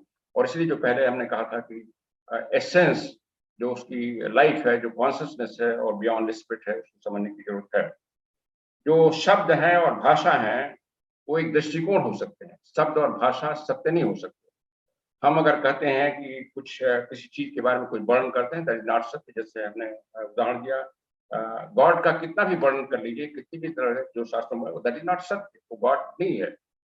सो इसी तरह हर एक चीज के बारे में कहा जाता है। तो इस तरह की चीजों के जो सीमित है भाषा और शब्दों का, उसकी जो सीमितता है, जो लिमिटेशन है, उसके पूरक के रूप में या उसको काउंटर करने के लिए ये पैराडॉक्सिकल स्टेटमेंट या सेंटेंसेस हर एक में लाए गए, हर एक अपने जो दार्शनिकों द्वारा और पुस्तकों में लाए गए। कृष्णमूर्ति जी कहते हैं कि जब तक तुम किसी डायरेक्शन में हो तब तक you can not see the whole. और एक आदमी मनुष्य कहता है भाई जब तक हम डायरेक्शन नहीं जाएंगे तब तक कैसे किसी चीज को समझेंगे। नाउ ही सेज कि so long as you have no direction then you see the whole. जब तुम सारे डायरेक्शन को छोड़ दोगे तभी तुम पूर्णता को समझ पाओगे। सो स्पिरिचुअल लाइफ के बिगिनिंग के लिए पैराडॉक्सिकल स्टेटमेंट का और महत्व हो जाता है, क्योंकि हम जब स्पिरिचुअल लाइफ में जाने की कोशिश करते हैं और हमारा माइंड उतना डीपर नहीं है, और इसलिए सभी जो उच्च पुस्तकें हैं दर्शनों में ये लाया गया है। वही पैराडॉक्स जैसे हमारे उसमें है लाइटिंग पाथ में, fill out ambition but work like those who are ambitious. एक तरफ कहा जा रहा है कि सारी महत्वाकांक्षी त्याग दो, लेकिन फिर कहा जा रहा है कि हम उस तरह काम करें जैसे महत्वाकांक्षी व्यक्ति काम करते हैं। क्योंकि जब तक एम्बिशन रहता है तब तक डुअलिटी रहती है, एक हम हैं, एक हम कुछ प्राप्त करना चाहते हैं, और तब हम उसी में खाली एक इच्छा हो जाती है, और फिर हम रियल जो पाथ है उसको, जो काम करना है उसको थोड़ा सा नेग्लेक्ट होने लगता है। और इसलिए कहा गया, बट ये भी कहा गया है कि the desire to eliminate ambition is itself ambition. अपनी महत्वाकांक्षा को खत्म करने की इच्छा भी एक एम्बिशन है, उसको भी खत्म करना। दैट मीन्स एम्बिशन को इस तरह खत्म करना है कि उसका हमें भान नहीं, वो खत्म हो गया, उसके बारे में कोई सोचना नहीं है, कोई उसके बारे में मनन नहीं करना है, वो केवल डिजॉल्व हो जाए, खुल जाए, और तब वो रियली एम्बिशन से हम फ्री हो जाएंगे। एब्सेंस का, और इसीलिए एम्बिशन, इसे कृष्णमूर्ति कहते हैं, जब उनसे पूछा गया व्हाट इज रिलीजन, तो उन्होंने कहा absence of greed, envy and ambition is religion. तो एम्बिशन को खत्म करने का तमाम इन शिक्षकों ने और लाइट एंड पाथ में लाया गया है, गीता में और सब जगह। तो जब मन किसी एम्बिशन से फ्री हो जाता है तब उसमें एक स्पिरिचुअल एनर्जी जो उसमें अभी पोटेंशियल रूप में है, जो लेटेंट रूप में पोटेंट होती है, और हमें किसी चीज को समझने की, इसको ग्राह्य करने की काफी क्षमता आती है। एक ट्रेमेंडस एनर्जी रिलीज जब हम इन चीजों को एम्बिशन और उससे जुड़ी तमाम चीजों को माइंड से खाली करते हैं। जैसे कृष्णमूर्ति कहते हैं कि माइंड रिलीज ट्रेमेंडस एनर्जी, जिसमें हम सब कुछ समझने की, ग्रहण करने की क्षमता हमारे अंदर आ जाती है। 5 मिनट्स।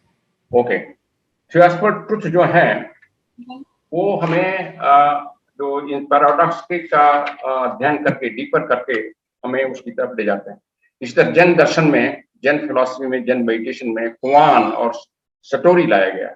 उसमें एक अटपटे वाक्य बताए जाते हैं गुरु द्वारा, मांग द्वारा अपने शिष्य को, और उस पर डीपर विचार करने की कोशिश की जाती है। और फिर माइंड जो है वही पर्पज वही है, इंट्यूशन की एक बीज जगा देना, वो उसकी सत्यता को समझना।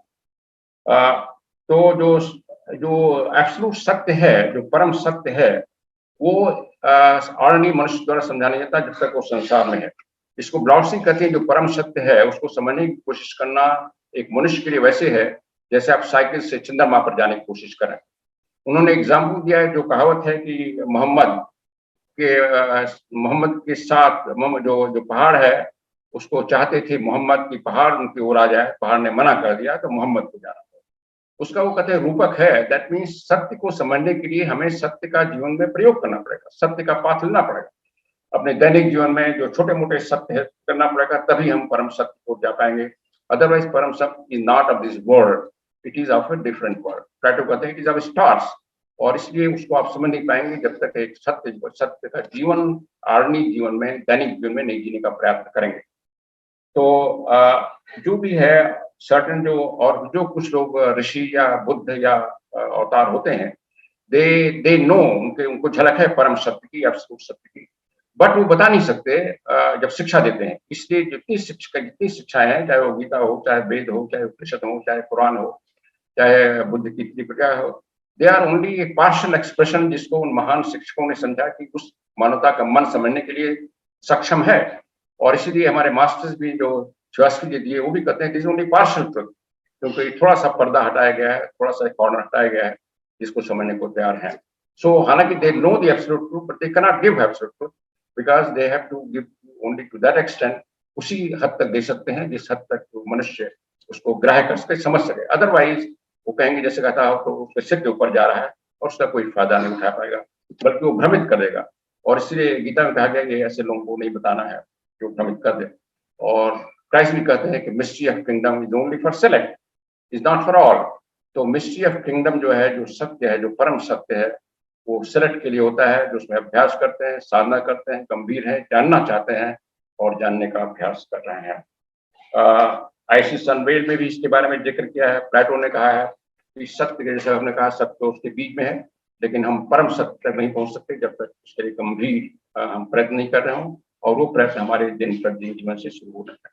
जो सोल है वो कहता है कि वो सत्य को लेकर साथ आया है और रियलिटी उसमें है।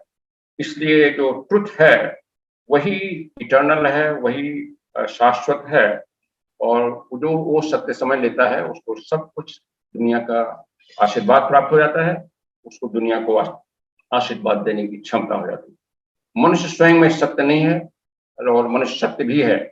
जिस तरह का जीवन अभी हम जीते हैं वो सत्य नहीं है, लेकिन सत्य का बीज है, इसलिए हम सत्य बन सकते हैं। मनुष्य सत्य है, ट्रुथ लाइज। और ये भी कहा गया जो सत्य है वो एक छिपा हुआ रहता है, इसलिए जितने भी दार्शनिक होते हैं, बड़े से बड़ा दार्शनिक, वो कभी भी साफ साफ नहीं लिखते।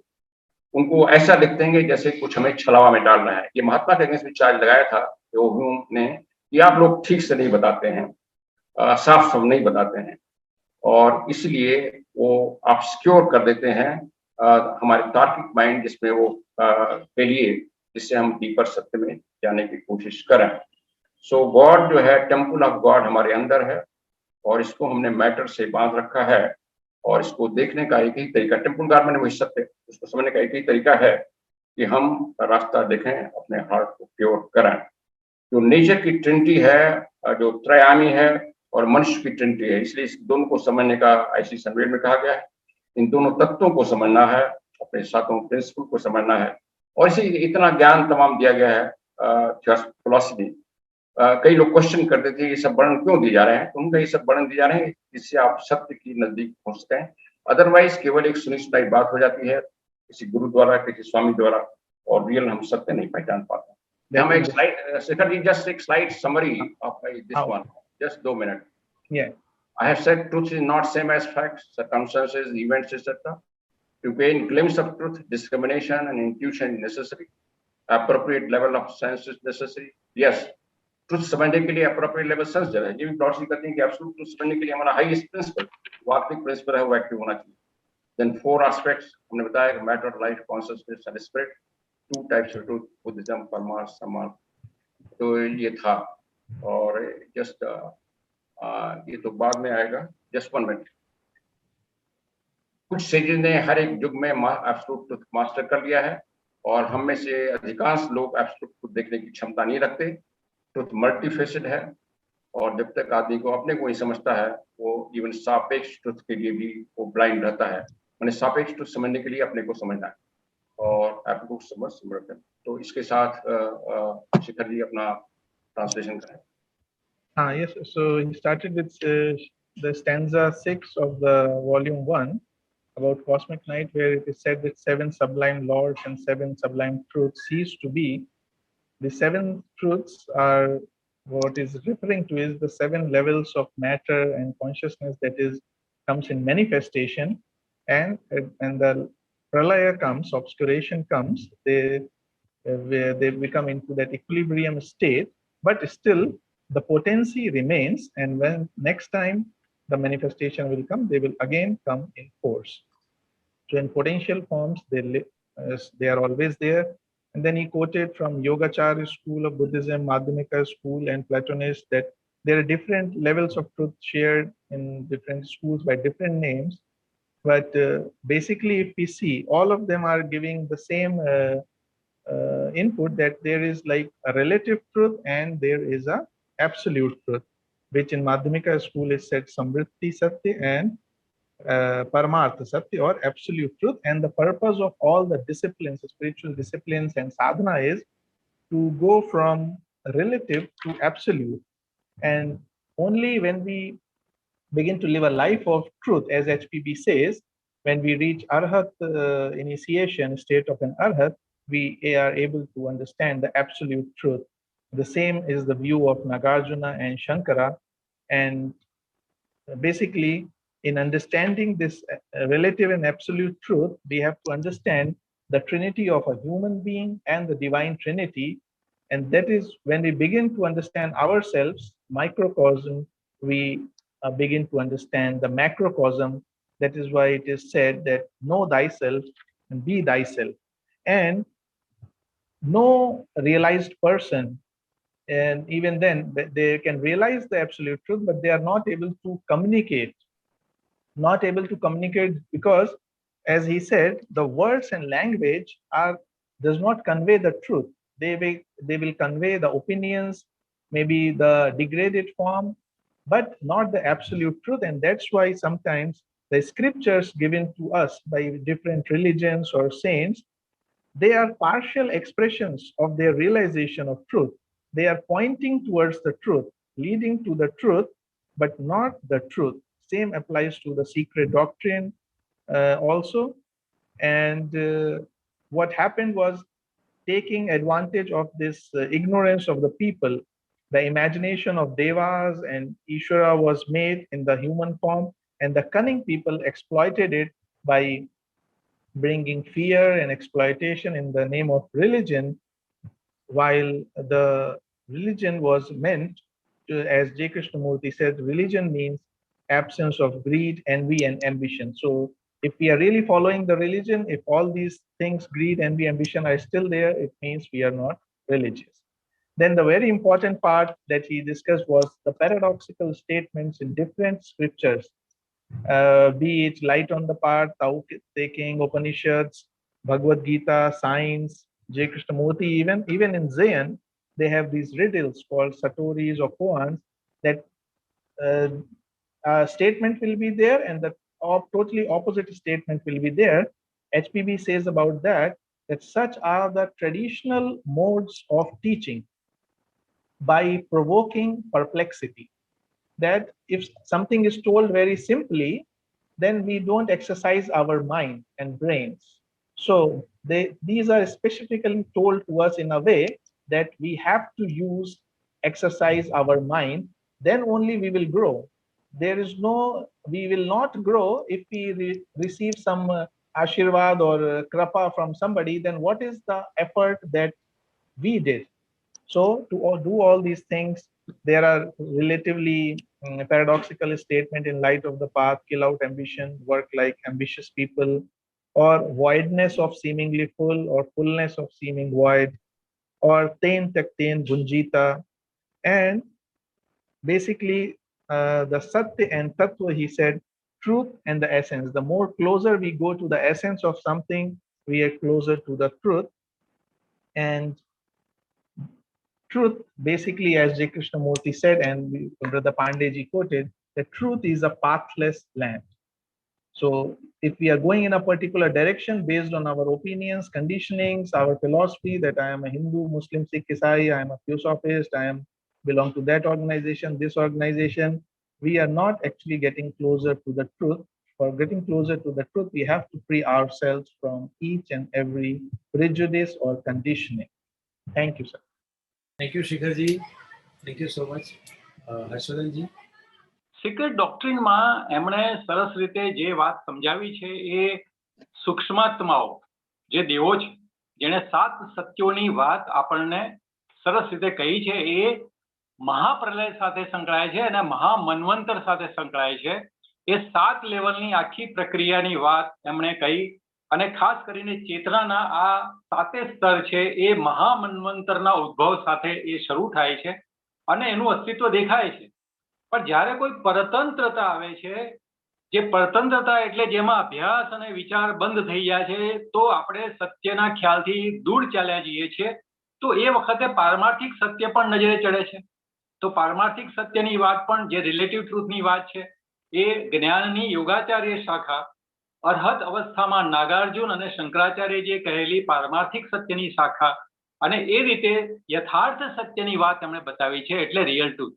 એટલે યથાર્થ સત્ય અને પારમાર્થિક સત્યની સાથે દિવ્યાત્માની જે ત્રિમૂર્તિ છે એનું એક સરસ લક્ષણ સામે આવે છે. મહાચૌહાણે આપણને મનુષ્યની બુરાઈનો જે 2/3 ભાગ જે છે એ માત્ર ધર્મને કારણે છે. એટલે ધર્મના જે વાડાઓમાં આપણે બંધાયેલા છીએ, જે પુરોહિતપન, સરસ શબ્દ મને ગમે ઉમાશંકરજી, પુરોહિતપન. તો પુરોહિત લોકો આપણને જે બાંધી દે છે એની એ વાત એમાં મૂકી છે. અવિદ્યાની વાત કરતા એમણે કહ્યું કે અવિદ્યા દ્વારા માત્ર દેવતાઓની કલ્પના કરવામાં આવે છે. આજે આપણે જે કંઈ વાંચીએ છીએ, ઇન્ટરનેટની આખી વાત કરી, એ માત્ર દર્શન થાય છે, એમાં સત્ય નથી સમજાતું અથવા સત્યના દર્શન થતા નથી. ગીતામાં પણ ષડ દર્શનની વાત કરી છે. ષડ દર્શન એ અભ્યાસ માટે છે, એ સત્ય માની લેવાની જરૂર નથી. તો સત્યને સમજવા માટે શું શું કરવું જોઈએ? તેમણે સરસ રસ્તો બતાવ્યો કે જે વિરોધાભાસી વિધાનો જે આવે છે એને આપણે સમજો. એ વિરોધાભાસી વિધાનો મનુષ્યની આંતરચેતના જગાવે છે.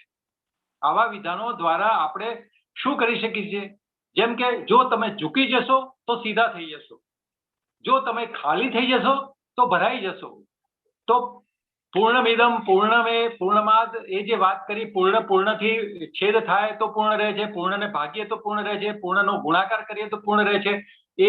એમાં જે શૂન્યતા જોવાની વાત છે એ એમણે સ્પષ્ટ કરી છે. અને એ રીતે એમણે સરસ વોઇસ ઓફ ધ સાયલન્સનું જે વાક્ય છે એ પણ એમણે સમજાવ્યું. ઇલેક્ટ્રોન પ્રોટોનની વચ્ચે જે સ્પેસ છે, જે નેગેટિવિટી છે, સ્પેસને સમજવાની વાત કરી છે. એટલે જે જીવનને ખોઈ બેસે છે તે જ જીવનને ફરીથી પ્રાપ્ત કરી શકશે. તાઓ ઓફ ફિઝિક્સનું પણ એમણે સરસ ઉદાહરણ આપ્યું. અને ગણિતના જે વિષયોની અંદર જે વાસ્તવિકતા દર્શાવે છે એ ઘણીવાર વાસ્તવિકતા નથી. એટલે ગણિતના સિદ્ધાંતોને સમજીને ગણિતજ્ઞ ભલે બની જઈએ, પણ વાસ્તવિકતા સમજાતી નથી, એટલે સત્ય સમજાતું નથી. જે શબ્દ છે એ તો ભાષા છે, દ્રષ્ટિકોણ હોઈ શકે. એટલે શબ્દ એ સત્ય નથી. ઈશ્વરનું વર્ણન ગમે તેટલું કરીએ પણ આપણે ઈશ્વરને જાણી શકતા નથી, એટલે સત્ય તરફ આપણે પ્રેરાતા નથી. જે કૃષ્ણમૂર્તિ કહે છે કે તમે કોઈ દિશા પકડો છો અને દિશા પ્રમાણે આગળ વધો છો ત્યારે ફક્ત યાત્રી જ બની જાઓ છો, પણ સત્યને નજીક જઈ શકતા નથી. લાઇટ ઓન ધ પાથમાં એમણે ખાસ કહ્યું છે કે મહત્વાકાંક્ષા બિલકુલ છોડી દો, પણ મહત્વાકાંક્ષી જેવું કામ કરે છે એવું તમે કામ કરો. એટલે બે બાજુના બંને વિરોધાભાસીની જે વલણોની વાત છે એ સત્ય દર્શન માટે આપણને બહુ અભિપ્રેરિત છે. અહીંયા કૃષ્ણજીના મતે એમ કહે છે કે કેટલીક વખતે ઘણી વસ્તુઓ તમારા જીવનમાં મહત્વનો ભાગ ભજવે. તો જૈન દર્શન સાથે એમણે સાટોરીની વાત કરી. સાટોરીમાં પણ વિરોધાભાસી જે વાતો છે એ આંતરદર્શન પામવા માટેની એક કોશિશ છે. એમણે સરસ વિધાન કર્યું ઉમાશંકરજીએ, સાયકલ લઈને ચંદ્ર ઉપર જવું છે મારે, મોહમ્મદને પહાડ સુધી જવું કે પહાડે મોહમ્મદ સુધી આવવું. ગીતામાં પણ સત્ય દર્શનની વાત એમણે બહુ રહસ્યમય રીતે સમજાવેલી છે. એ કહ્યું આઈસીસ અનવેલ્ડમાં પણ આ રીતે ઘણા અંશો આપણને જોવા મળે છે. પરંતુ મનુષ્ય પોતે સ્વયં સત્યને નહીં જાણે ત્યાં સુધી મનુષ્યના હોવામાં પણ એને વિશ્વાસ નહીં આવે. એટલે પોતે મનુષ્ય છે કે નહીં એની પણ એને ખબર નહીં પડે. તો કોઈ પણ દાર્શનિક કશું પણ સ્પષ્ટ નહીં કરે. દાર્શનિક માત્ર તમને ગોળ ગોળ વાત જ કરશે અને એટલા માટે ઓબ્સ્ક્યોર બને છે, એટલે જટિલ બને છે એ બધી વાતો. અને આમ કુદરતની પણ પ્રણાલી એ જટિલતાવાળી છે, ભ્રામક પણ છે. એમણે છેલ્લી એક જ મિનિટમાં હું વાત કરી દઉં. જે પ્લેટ્સ બતાવી, उमाशंकर जी आपने कुछ प्लेट्स दिखाए. हाँ. हाँ, उस प्लेट्स में जो आपने बताया वो मैं गुजराती में बताता हूँ। फर्स्ट जो है वो सत्य શું છે? સત્ય હકીકતો હોય તે ઘણીવાર સત્ય નથી. પ્રસંગો અને બનતા બનાવો પણ ઘણીવાર સત્ય હોતા નથી. સત્યની ઝાંખી મેળવવા માટે વિવેક બુદ્ધિ અને આંતરસૂઝની આવશ્યકતા હોય છે. ઇન્દ્રિયોની અભિમુખતા જરૂરી છે. 4 બાબતો મુખ્ય છે: પદાર્થ, જીવન, ચેતના અને જીવંતતા. બુદ્ધ ધર્મના 2 પ્રકાર દર્શાવ્યા છે: પારમાર્થિક સત્ય અને સંવૃત્તિ સત્ય.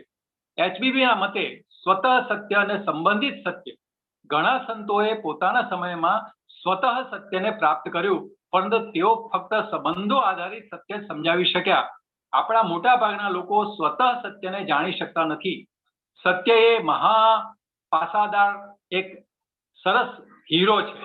વ્યક્તિગત રીતે આંતરસૂઝ વગર માણસ ઘણા સંબંધો આધારિત સત્યથી પણ વિમુખ રહે છે. હવે स्वतः सत्य माटे जे जरूरी शरतो है, छेल्ली जे प्लेट आपने जो लास्ट जो प्लेट दिखाई ना ये उमाशंकर जी, उसके बारे में बता रहा हूँ, बस एक 10 सेकंड। सत्य दर्शन माटेनी जरूरी शरतो: सत्य शोधन माटे गंभीर, स्थिर अने खंतपूर्वकनो रस जळवाई रहेवो जोईए। अभ्यास: विवेक बुद्धिनो उपयोग करवानी सतत जरूरियात। मुक्त, खुल्लू, शुद्ध अने शांत मननी आवश्यकता। असरो: इच्छा, वासना अने अज्ञानतामांथी मुक्ति, मोह मुक्त अवस्था અને આંતરિક ઊંડાણમાં ઉત્પન્ન થતી શાંતિ. સત્ય સ્વયં સિદ્ધ હોય છે, જે તેને જાણે છે તે જ જાણે છે. સમગ્રતાનું એમાં દર્શન થાય છે. ઇતિ શિવમ. थैंक यू जी, thank you Pandey ji, thank you Shikhar ji, thank you Harshvardhan ji. Anyone? और अगर प्रश्न नहीं है तो हम आगे बढ़ते हैं समापन की को आग्रह करूंगा। 1 मिनट चैट बॉक्स में देख लेता हूँ कि किसी ने कुछ पूछा तो नहीं। आई डोंट थिंक, हाँ, हालांकि मानसी जी ने एक प्रश्न पूछा था लेकिन बाद में उन्होंने लिखा भी है कि understood the difference between fact and truth, the relation. तो और किसी को कोई प्रश्न हो तो बताइए, वरना मैं अतुल जी को कहूंगा कि आज के समापन की ओर बढ़ें। और बहुत ही अच्छी रही त्रिवेणी चर्चा, एकदम सात्विक रही, और मेरे ख्याल से तीनों भाषाओं का, तीनों विचारों का और तीनों वक्ताओं ने जो यहाँ एक ही सब्जेक्ट ट्रुथ के ऊपर जो सत्य प्रदान किया, वो बहुत मजा आ गया। शिंदे साहब, कोई भी कुछ कहना चाहता हो तो प्लीज। एक ही शब्द कहना है मुझे, तीनों महानुभावों को जिन्होंने 3 एस्पेक्ट्स, एक ही थीम था लेकिन 3 एस्पेक्ट दिखाए, और उसके लिए नमस्कार, दिल से, मन से, समग्र अस्तित्व से। Thank you very much. धन्यवाद। ईश्वरबेन ने शिवोम ना गान थी आपणे आ प्रवचन पूરું કરવા विनंती करिए। ईश्वरबेन।